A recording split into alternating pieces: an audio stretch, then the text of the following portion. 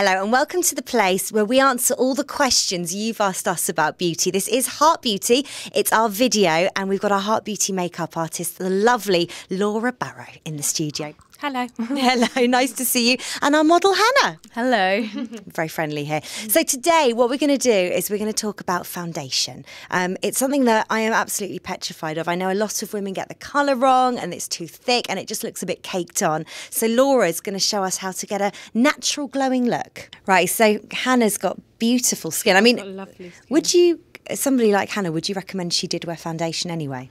I think there are lots of different types of kind of foundation and base products on the market. I tend to prefer things that are quite light in texture so that your skin still looks like skin. I'm not a believer that foundation should give you any kind of colour or particular strong coverage. So I think that it should just kind of even out your canvas, and then you can use concealer to kind of cover any blemishes or under eye circles. So that's my kind of approach to foundation. There are lots of different types also. There's kind of liquids, powder foundations, tinted moisturisers. They're quite nice if you've got lovely skin, just to kind of even out and give you that nice glow. I think that's what most women want, that kind of freshly faced. That is exactly it, isn't it? So should we start? I'm going to show you how to start matching foundation. So I'm going to pick a couple of colours just to show you what you're looking for. So let's start with our first one. What is this foundation? Oh, that's gorgeous. This is a NARS foundation, Sheer Glow, really nice light formula. And I tend to kind of match the foundations kind of over the cheek because that's usually where you have the most discoloration or redness. And that's kind of where you wear most of your foundation. So you can probably see with this foundation, it's a really quite a pale foundation. And this is not Hannah's colour, but just to show you for the purposes of the camera, I tend to kind of put it on. And then I'm just going to kind of blend down the edges. And what you're looking for down in this part is to see if it disappears into the skin. If it disappears, it's a good match. If it looks kind of a bit greyish, it's too pale. So this one obviously is not the right colour. I'm going to move on to my next colour. It's really interesting because I know that whenever you go to a beauty department, they always do it just there, don't they? But this actually works really well. I think it's harder to see down here. And also the skin usually around the edges of the face is usually quite even. It's usually we're most blotchy or discoloured through the kind of centre of the face and the kind of cheek area. So it makes sense that's where you test your foundation. Let's just move around this way. So I'm going to put the second colour on. And even though it looks still quite pale, you're going to just blend it down. And what you're looking for, again, is something that looks like it's going to disappear and cover any redness. So that one has disappeared quite nicely into the skin. So that's a kind of indication that it's quite a good match. Let me just try a third one.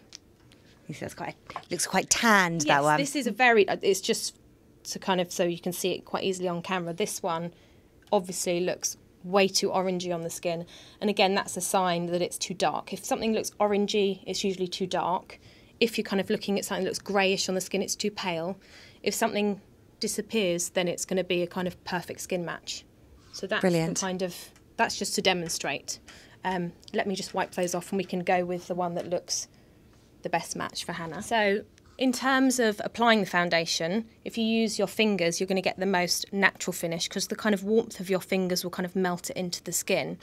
A brush or a sponge is going to be slightly heavier. I mean, it's a personal preference thing. I tend to use fingers and then maybe I'll use a brush to kind of buff it into the skin. For now, I'm just going to use my fingers. And I'm only going to place the foundation where I think Hannah needs it. Oh, really? So you don't shove it all over the face like I would? Again, it's the kind of the way I tend to do things for every day. Rather than kind of wear it like a mask, it shouldn't really look like a mask. You should kind of put the product where you need it and just blend it out into down to the jawline. Okay. So I'm just going to start by kind of warming it up on the back of my hand and then just literally using it, and it should just kind of cover any minor imperfections and just kind of melt into, just look exactly like skin. I think that's what I want foundation, something that just looks like the most perfect airbrush skin. Especially, I think, I mean, for the everyday woman, because we're not models on photo sheets. It's what's going to look good when we're out and about at work, at home, I guess. So this is much more natural than a lot of looks. It's a kind of much more natural way to do makeup, and I think if you're not used to or scared of putting foundation on, like some women are quite frightened of looking kind of orange and getting the wrong colour. This is a kind of fail-safe way just to put it where you need it, start from the centre of the face. So I'm just still kind of just pushing it into, if you wanted to look like you're wearing no makeup at all, this is a way to just cover a little bit and still have the skin look like you've almost got nothing on, but it just looks more even, the kind of redness has been taken down. It's gorgeous. So this is a way just to get, I'm kind of tapping it and pushing it into the skin, the most natural kind of finish. And you can build this up, I mean we can keep kind of going with this, but just for now, if you want almost just a tinted moisturiser kind of feel, you can use a foundation, just use less of it or mix it with your moisturiser. Yeah. This is a lovely, glowy, kind of light one as well. Yeah, exactly. It depends what you're after. If your skin's quite oily and you want something more matte, then you can do that with powder, really. I just think it's always quite nice to have a light base. Even if your skin is not particularly good and you do have blemishes or acne scarring, I would always still do a light coverage of foundation and use the concealer. Yeah, because there's nothing worse, I think, than when you've got, I mean, we've all been there, when you've got a lot of spots and then the foundation almost clings to them, doesn't it? And it just looks worse. Yeah, I think you're best to kind of use this to even out the kind of tone and texture of the skin and then use a concealer where you specifically need it. Otherwise, you end up just piling on lots of layers of product and that's going to just look not particularly nice. Okay. Okay, so that's just a very lightweight, almost a tinted moisturiser kind of style of foundation, just kind of tapped into the skin very naturally. Very easy to do. I haven't made it very technical, just with my fingers. Lovely. Now that you've kind of evened out the skin, I'd probably go in with a concealer. Now Hannah's got really lovely skin, but I'm just going to use a tiny bit of concealer just underneath the eyes. Now I need to ask you about this because should you use a really light concealer under the eyes or should you stick to a similar colour to the foundation? Because I'm always in a dilemma. I know it always feels like it looks better if I've got a lighter one and yet it probably doesn't. I think it's the right colour.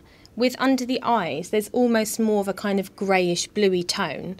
And to cancel that out, you need something that's kind of like a pinky colour, kind of salmony colour, that neutralises the bluey tones. Whereas on a blemish, for example, that's red, so you want to kind of cover it with something that's yellow, because yellow will neutralise the redness. So it's a different theory. So under the eyes, you want something that's kind of pinky toned, if you've got kind of bluish tones.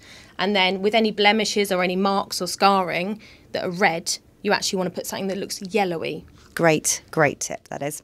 Going to be easy. What about green? I know that there's kind of red is often cancelled out by these green mixtures. Yeah, I think kind of old. That's quite old-fashioned, but now it's kind of green. Kind of if you think of greeny, yellowy textures, now the textures and colours are so much better. You kind of want a beigey yellow base to cover anything like that.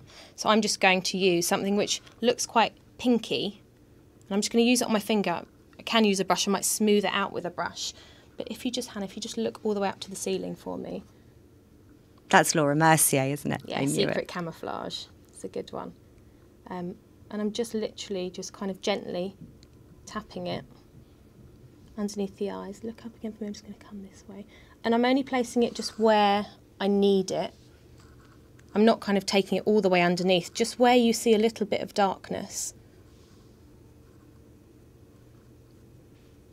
That's really nice. Just takes away the edge. Again, you don't want it to look too heavy, so kind of don't use a lot of product.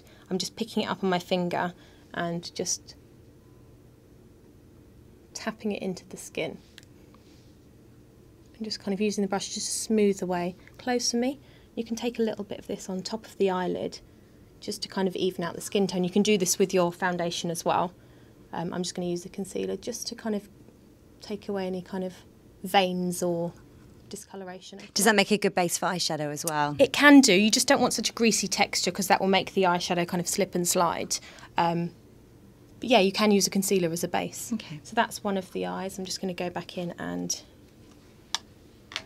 even you out. Even you out. So sorry, Hannah, just look up for me. And close your eyes for me. So just taking that on top of the eyelid again. So open up for me. And then if you do want more coverage, Hannah's got lovely skin, but I would go in with a colour maybe that was slightly more yellow based than the pinky tone. And again, you can use this on a brush, just if you want any extra help. Where there's any redness maybe around the nose or still on the cheeks. I mean, Hannah's got lovely skin, but just to show you, This is where I've been making mistakes because I often put like a really light concealer on my nose, and I've got quite a big nose, so it just makes it look longer. I think a nice yellow tone. Light colours are going to kind of attract the light and reflect the light, and darker colours are going to recede things. So I just think it's, just focusing on correcting colour. So it's usually redness that you want to take away, making the base just a bit more even. So rather than erasing with the concealer, we've done the foundation and then we've gone in just with a little bit of extra help with the concealer. Lovely. So is that kind of ready to go? Kind of, foundation, concealer, and then we're ready to kind of look at kind of cheeks and bronzer and blusher and sculpting the face. Lovely. So there you go, some beautiful foundation and lovely eyes. You look fresh and glowing.